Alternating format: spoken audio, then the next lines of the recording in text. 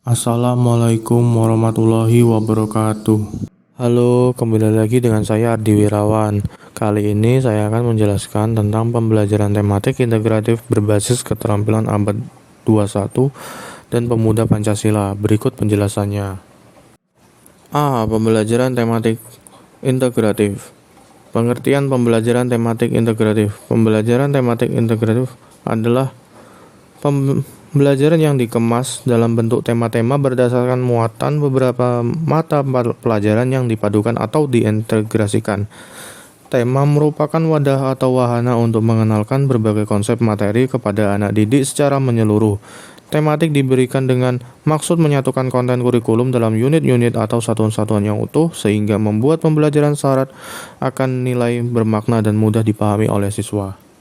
Prinsip pembelajaran tematik terintegratif, yaitu pembelajaran tematik integratif memiliki satu tema yang aktual, dekat dengan dunia siswa dan ada dalam kehidupan sehari-hari. Pembelajaran tematik integratif perlu memilih materi beberapa mata pelajaran yang mungkin saling terkait.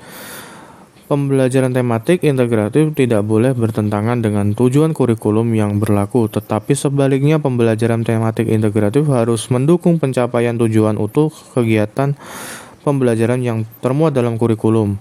Materi pembelajaran yang dapat dipadukan dalam satu tema selalu mempertimbangkan karakteristik siswa seperti minat, kemampuan, kebutuhan, dan pengetahuan awal.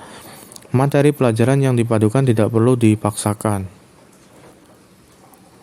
Langkah-langkah dalam pembelajaran tematik terintegratif, yaitu pertama, memilih tema yang dapat disesuaikan. Kedua, melakukan analisis SKL, KI, KD, dan membuat indikator.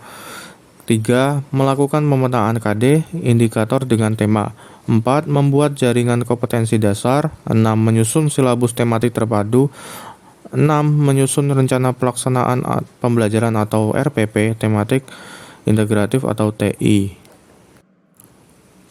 Tujuan pembelajaran tematik terintegratif adalah pertama, mudah memusatkan perhatian pada satu tema atau topik tertentu. Kedua, mempelajari pengetahuan dan mengembangkan berbagai kompetensi mata pelajaran dalam tema yang sama. 3. Memiliki pemahaman terhadap materi pelajaran lebih mendalam dan berkesan. 4. Mengembangkan kompetensi berbahasa lebih baik dengan mengaitkan berbagai pelajaran lain dengan pengalaman pribadi siswa. 5. Lebih bergairah belajar karena mereka dapat berkomunikasi dalam situasi nyata seperti bercerita, bertanya, menulis sekaligus mempelajari pelajaran yang lain. 6. Lebih merasakan manfaat dan makna belajar karena materi yang disajikan dalam konteks tema yang jelas. 7. Guru dapat menghemat waktu karena mata pelajaran yang disajikan secara terpadu dapat dipersiapkan sekaligus dan diberikan dalam atau 3 pertemuan bahkan lebih atau pengayaan. Yang terakhir, budi pekerti dan moral siswa dapat ditumbuh kembangkan dengan mengangkat sejumlah nilai budi pekerti sesuai dengan situasi dan kondisi. B. Kecakapan abad 21. Pertama, critical thinking atau keterampilan berpikir kritis.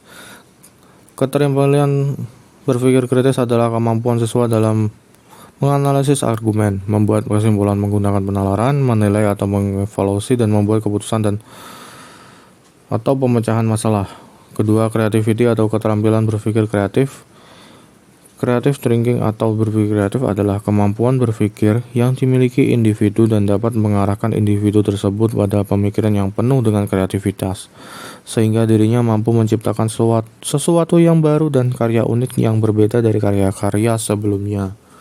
Ketiga, collaboration atau keterampilan bekerja sama atau berkolaborasi adalah suatu aktivitas kerjasama kelompok yang terdiri 2 orang atau lebih untuk mencapai suatu tujuan yang telah ditetapkan secara bersama, di mana dalam berkolaborasi nantinya akan terlatih dalam mencapai solusi terbaik dan dapat diterima oleh semua anggota kelompok.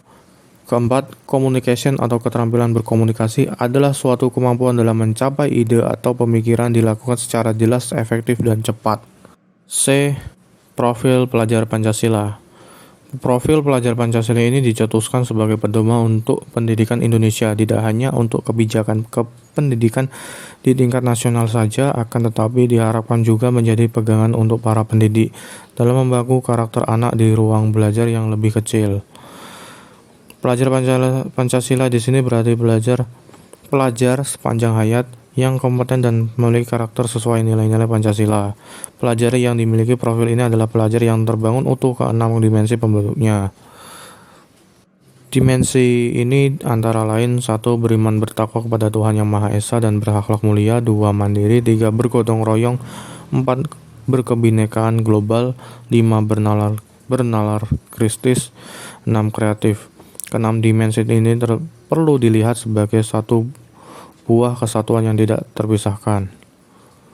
Apabila suatu dimensi diadakan, maka profil ini akan menjadi tidak bermakna. Sebagai contoh, ketika seorang pelajar perlu mengeluarkan ide yang baru dan orisinal untuk memecahkan masalah, diperlukan juga kemampuan bernalar kritis untuk melihat permasalahan yang ada. Demikianlah penjelasan saya mengenai pembelajaran tematik integratif berbasis keterampilan abad 21 dan pemuda Pancasila. Apabila ada kesalahan kata, saya mohon maaf. Saya akhiri. Wassalamualaikum warahmatullahi wabarakatuh. Sampai jumpa.